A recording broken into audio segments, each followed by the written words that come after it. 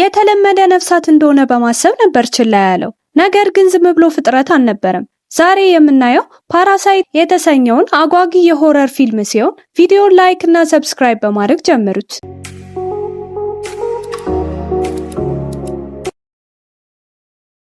አንዳንድ ነፍሳት ድንገት ወደ መሬት ይወድቁና በከተማው በፍጥነት መሰራጨት ይጀምራሉ።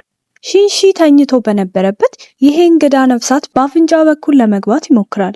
ልጁም ከእንቅልፉ ይነቃና የተለመደ ነፍሳት እንደሆነ በማሰብ ይጥለዋል። ነገር ግን እንግዳው ነፍሳት በመብረር በክንድ ውስጥ ይገባል። ድንገት እናቱን መታ ምን እንደተፈጠረ ትጠይቀዋለች። በእንቅልፍ ልቡም እንደሆነ በመናገር እንዲተኛ ትነግረዋለች። በሚቀጥለው ጠዋት ሺንሺ ክንዱ ላይ እንግዳ ነገር ቢሰማው ችላ ብሎት ወደ ትምህርት ቤቱ ይሄዳል። ሺንሺ ግን እጁ ምንም ነገር በትክክል መያዝ እንኳን አልቻለም ነበር። ሺንሺ በትምህርት ቤት የባስኬትቦል ጨዋታ ላይ የሚገርም ፓወር ይኖረዋል። ከክላስ በኋላ ሺንሺ በኢንተርኔት ስለ ነገሩ ጥናት ያደርጋል። ነገር ግን ድንገት በእጁ ላይ አይን ታየው። ሺንሺም ቢላ ነገር አንስቶ እጁን ለመቅደድ ይወስናል። እጁ በድንገት እባብ መሰል እንግዳ ፍጥረት ይቀየርበታል። ብዙም ሳይቆይ እጁ ሌላ ቅርጽ መያዝ ይጀምራል። ሺንሺ እንግዳውን ፍጥረት ከላዩ ላይ እንዲወገድለት ይጠይቀዋል። ነገር ግን ፍጥሩ ህዋሶቹን እንደበላውና ፈጽሞ ሊወጣ እንደማይችል ይነግረዋል። ሺንሺም ሌሊቱን በፍርሃት አብረው ካሳለፉ በኋላ ሺንሺ ወደ ትምህርት ቤት ሚጂ ብሎ ስያሜ ከሰጠው ፍጡር ጋር ሄዷል። ሺንሺ የሚያረጋቸውን ነገሮች ሁሉ ሚጂ ሁሉንም በትክክል ይፈጽምለታል።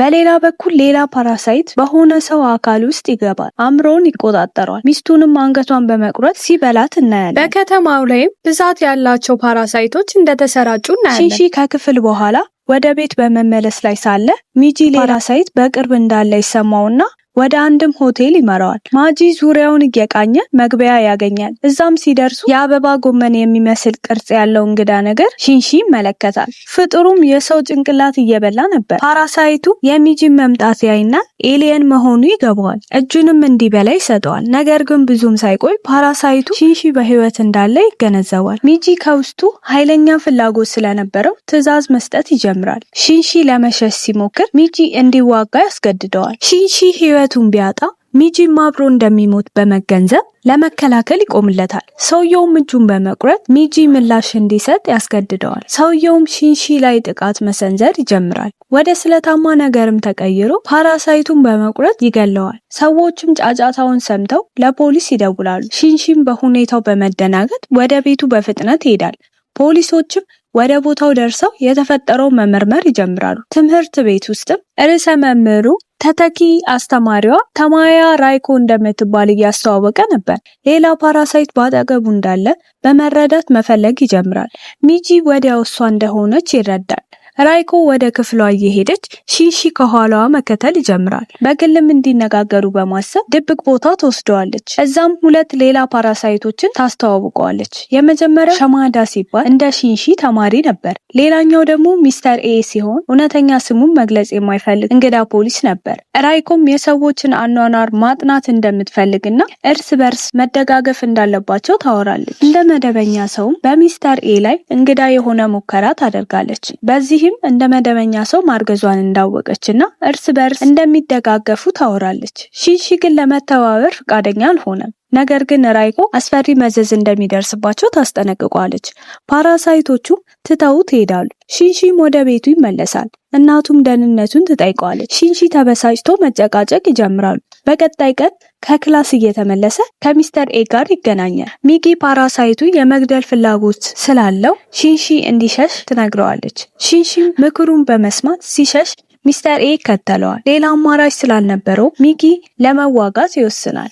ሚስተር ኤም እሱ እንደ ታሚያ እንዳልሆነና ስለ ፓራሳይቱ ሰው መግደሉን እንደሰማ አደገኛም ፓራሳይት እንደሆነ በመናገር መጣላትም ይጀምራሉ። ሚስተር ኤም በመሬቱ ላይ ሲወድቅ ሺንሺ በመሮጥ ይሸሻል። ሺንሺ በሁኔታው እየተደናገጠ እያለ ሚጊ ግን እየተዝናናች ነበር።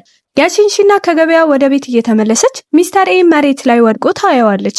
ደህንነቱንም ስትጠይቀው እናያለን። ሚጊ አንድ ኤሊየን ወደ ቤት እየመጣ እንደሆነ ስለተሰማት ሺንሺን ታስጠነቅቋለች። ቢላ ነገር በመያዝ ሲጠባበቅ እናቱ መሆኗን እናያለን። ሚጊ ሚስተር ኤ የእናቱ አካል እንደተቆጣጠረው ይነግረዋል። ነገር ግን ሺንሺ ማመን አልፈለገም ነበር። ሚጊ ማውራቷን ስትቀጥል ሺንሺ ሚጊ ንግግሩን ካላቆመ እንደሚገለው ያስፈራረዋል። ሚስተር ኤም በሺንሺ እናት በኩል ማውራት ይጀምራል። ሺንሺም የሚጊን እውነተኛነት ይረዳል። እናቱንም እውነቱን ስለደበቃት ይቅርታ ጠይቆ ቀልዱን እንድታቆም ይለምናታል። ሚስተር ኤ ንግግሩን ችላ በማለት ልቡ ላይ ይወጋዋል። ሺንሺ መሬት ላይ ሲወድቅ ሚስተር ኤ ከቦታው ለቆ ሲወጣ እናየዋለን። ሚጊ በሺንሺ አካል ውስጥ ድጋሜ ትገባለች። 2 ቀናትም አለፉ።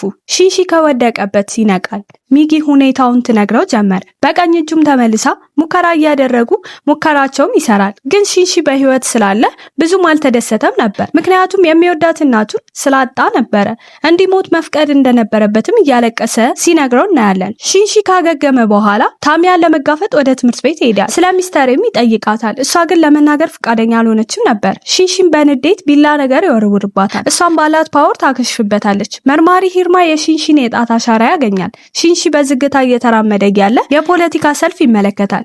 ሚጊም ፖለቲሽያኑ ታኬሺ የሚባለው ኤሊየን እንደሆነ ትገነዘባለች። ወደ ቤትም ተመልሰው መርማሪ ሂርማ ወደ ቤቱ ይመጣል። ስለ ግድያውም ጥያቄዎችን መጠየቅ ሲጀምር ሺንሺ ግን ምንም ነገር እንደማያውቅ ይክዳል። በሚቀጥለው ቀን ሳቶሚ ከታሚያ አባል አንዱ ከሆነ ከሺማዳ ጋር ታስተዋውቀዋለች። ሺማዳም የሺንሺን እጅ አጥብቆ ሰላም ሲለው እናያለን። ፖሊስም ምርመራ ሲያደርግ በከተማው ላይ ለሚከሰቱ ተከታታይ ግድያዎች ፓራሳይቶችን እንደሆነ ያረጋግጣል። ፓራሳይቶችን በፀጉራቸው እንደሚለዩና በውስጡ ፓራሳይት ያለው ሰው ፀጉሩ ሲነቀል ፀጉራቸው በመጠማዘዝ ምላሽ እንደሚሰጥ ያውቃል። በቀጣይ ቀንም ርዕሰ መምህሩ የታሚያን እርግዝና አይቶ የወሊድ ፍቃድ እንድትወስድ ያስገድዳታል። ሚጊና ሺንሺ በዜናው በጣም ተደስተው፣ ነገር ግን ሺማዳ እነሱን እንደሚከታተል ታስታውሷለች።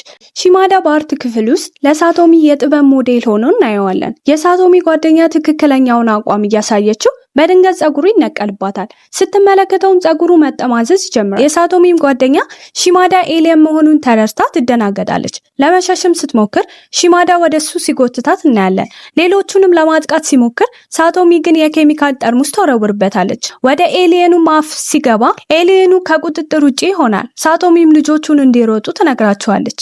ነገር ግን ሺማዳ ልጆቹን መግደል ይጀምራል። ሚጊ የሺማዳን ሁኔታ ስለተረዳ ወደ አርት ክፍሉ እንዲሄድ ይነግረዋል። በጣምም በሚያስፈራ ሁኔታ ሺማዳ ወደ ቦታው ሲደርስ የክፍል ጓደኞቹ እንዳለሞተው ነበር። ሚጊ ሺንሺን በማረጋጋት ሺማዳን መፈለግ ይጀምራሉ። ሲገናኙም ሺማዳ ሳቶሚን ለመግደል እየሞከረ ነበር። ሺንሺ የሚታደጋትና መደባደብ ሲጀምሩ ከሺማዳ ጀርባ ታሚያን ያያታል። ታሚያ ሺማዳ ይሄን ችግር በመፍጠሩ ስለተናደደ ፈንጂ ነገር ትጥልበታለች። ሺንሺም ሳቶሚን በመያዝ ከቦታው መዝለል ያመልጣል። ከፍንዳታውም በኋላ ፖሊስ በቦታው ይደርሳል። ኤሊያኑ ግን ከፍንዳታው ተርፎ ነበረ።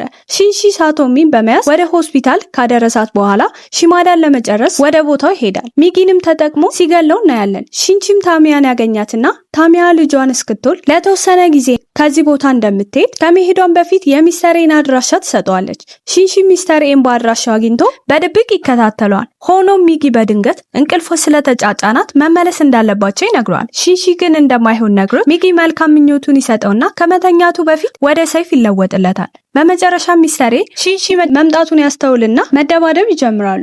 ሚስተር ኤ የእናቱን ድምጽ በመጠቀም ሊያዘናጋ ይሞክራል። ሚስተር ኤም ወዲያው ማጥቃት ይጀምራል። ሺንሺም ወደ ቀልቡ በመመለስ ሚስተር ኤን ይጨርሰዋል። በሚቀጥለው ጥቂት ቀናት ውስጥ ኒሮካዋ የከተማው ምርጫ ታሸንፋለች። መርማሪ ሂርማን ኦፊሰር ያግማሼ የተባለ ሰው የሚስጥር ደብዳቤ እንዲፈርም ያስገድደዋል። ታሚያና ሂርካዋ ጉቶ የተባለ ሚስጥራዊ ፓራሳይት ጋር ሲነጋገሩ እናያለን። እሱንም የሰውን ዘር በሙሉ እንዲያጠፋ ሲያዙት ፊልሙ ያሳየናል። ሺንሺ ደግሞ በሆስፒታሉ ሳቶሚን ለማየት ሲሄድ አንድ የማይታወቅ ሰው ደግሞ ሺንሺ ከሚግ ጋር ሲያወሩ ቪዲዮ እየቀረጻቸው እያለ ፊልሙ እዚህ ላይ ያበቃል።